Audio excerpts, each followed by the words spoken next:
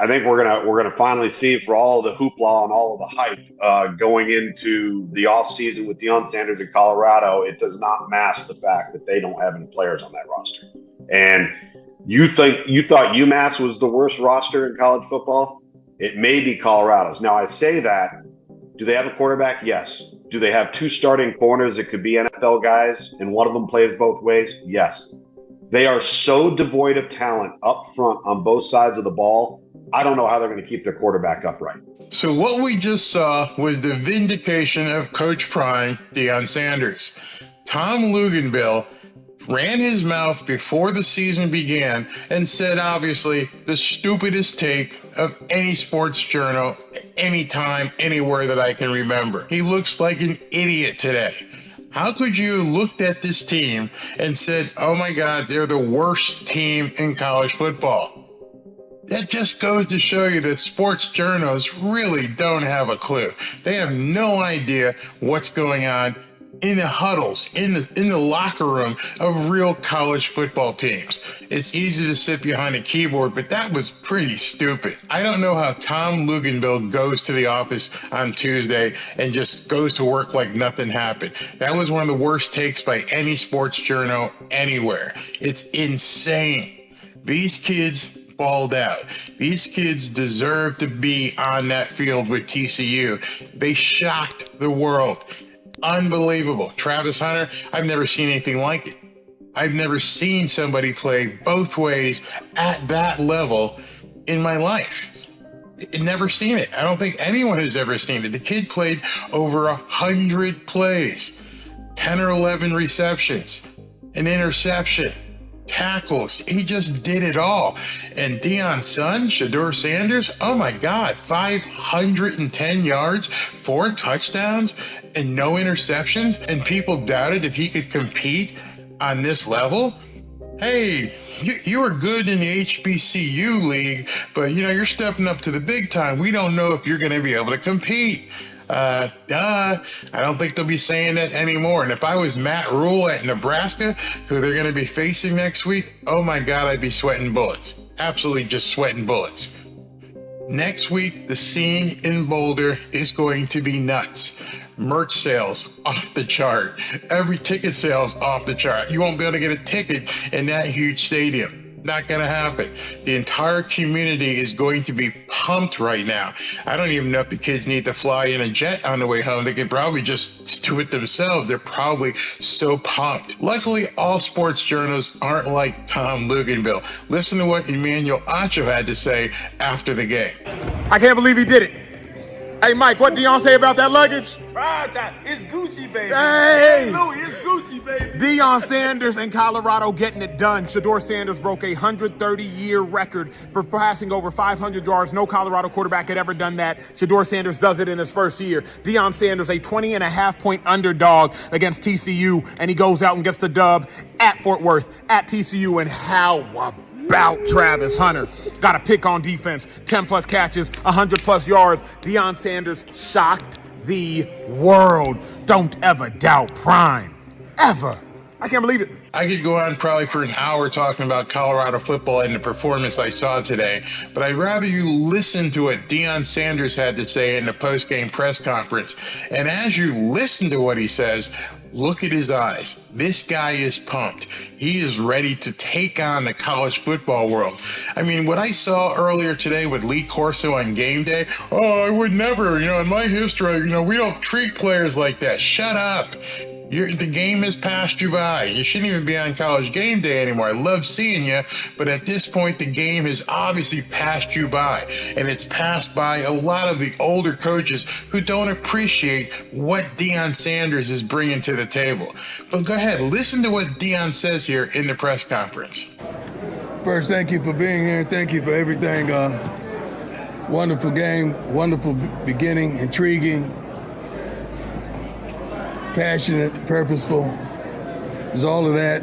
We had some guys that singled themselves out with their playing and their playing ability. A lot of guys you doubted. One of them from HBCU. I think he had 510 yards passing in a Power 5 football game. and he happened to be my son, and I'm proud of him tremendously. Well, it was, I'm not gonna say it was fun. It was satisfying in the end. You gotta understand, time the second ticks off the clock, I'm ready for next. Like I'm thinking, okay, we gotta fix this, fix that, because we gotta be much more dominant next week in all phases, not just one phase, but offensively, defensively, special teams. Offensively, we did it. Defense, we gotta fix some things. And special teams were horrendous. We got a kick block, as well as Durner gave up a touchdown. That was horrendous. For real, Shedeur Sanders from my HBCU? Absolutely. The one that played at Jackson last year? The one that you asked me, why would I give him the starting job? But like, no, not you. I got receipts. I know who they are. Not you, baby. I just got to say it. He and Shiloh just came, when I was in the training room getting my foot worked on, he and Shiloh just came, and of course Junior was filming it. So we had a dad moment. They were really happy, elated. Shiloh came in there being apologetic because he noted a couple tackles he missed. I'm on his butt right now. But he said he had 10 tackles, and I checked the stats, and I think he did. So, but I was just dad in there moments ago, and I'm proud of both of them, really. I really am.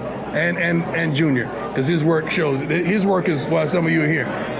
I try to tell you, but you ain't want to believe me because I'm just I'm just a lofty old young coach. I don't know nothing about football. I just played in the NFL for 14, played at a high level in college for 4, and been coaching youth all the way up for a long time. How do you think we got Dylan Edwards? I coached him when he was 4 to 7 years old. That's why we got Dylan Edwards. So Travis is him, like the young folks say. Travis is it. I really think, I always promote all my kids. I really think we got a couple guys that should be front runners for the Heisman right now. That's how I feel. And I want to promote my kids at all costs. But we got a couple of them that, who did that? Who did what they did today? But you're going to consistently see what he does on a weekly basis because this is how he practiced. This is how Travis practiced. This is how Shedeur practiced. This is how those receivers I've been talking about that you didn't believe, this is how they really go to work. The defensive front, this is how they went to work as well. We got to clean up some things, but those guys, I think they played a pretty good game. We're gonna continuously be questioned because we do things that have never been done. That's the way our life has presented themselves. We do things that have never been done, and that makes people uncomfortable. When you see a confident black man sitting up here talking his talk, walking his walk, coaching 75% African Americans in the locker room, that's kind of threatening. No, they don't like that. But guess what? We're going to consistently do what we do because I'm here and ain't going nowhere. And I'm about to get comfortable in a minute. Because guess what? These young men in there right now, they believe. Not all of them believed before.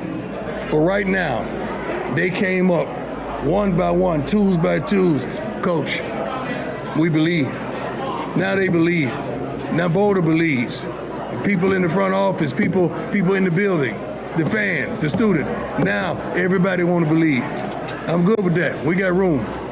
What we accomplished out there today, ain't none of y'all believe that. Maybe a couple of y'all that knew me and know how I get down. They know I'm a winner. We're going to end up winning. Ain't none of y'all thought you was going to be sitting up here. You was supposed to be on the other side, interviewing that or coming and asking me, what happened? You said this and you said that. Yeah? Now what? And now what? Everybody quiet now. Now what? What's up, boss? You believe now? You hold on. Oh, no. Do you believe now? Huh? Oh, no. I read through that bull junk you wrote down. I read through that. I sifted through all that. Yeah. Oh, no. Come on. Do you believe? You don't believe. You just answered it. You don't believe. Next question. I just like them to know that I know that you really ain't with me. You really ain't with us. You really don't believe. You really don't want to see me win. You don't want to see me in victory or at peace and have joy. I know you don't want to see that, but I love it. It ain't nothing different. Why would I expect something different? It was like that when I played, right? So I'm playing another game. I'm just off the field. I'm not on the field now, but I can affect what's on the field. And I'm thankful for that. I really am. I am so So happy for him. I'm proud of him. I can't help but be jubilant. Even though I'm a Notre Dame fan, I am also a Deion Sanders and Colorado Buffaloes fan, especially now. I've watched them overcome so much adversity. 0-12, 1-11, being the doormat, and he walked in there from day one and said, "We come." Well, he's not going to sneak up on anybody the rest of the year, so he's going to have to bring it every single Saturday. But somehow, I think Deion Sanders, I think Coach Prime is up for the challenge. I'm not sure if college football is. Talk to you soon.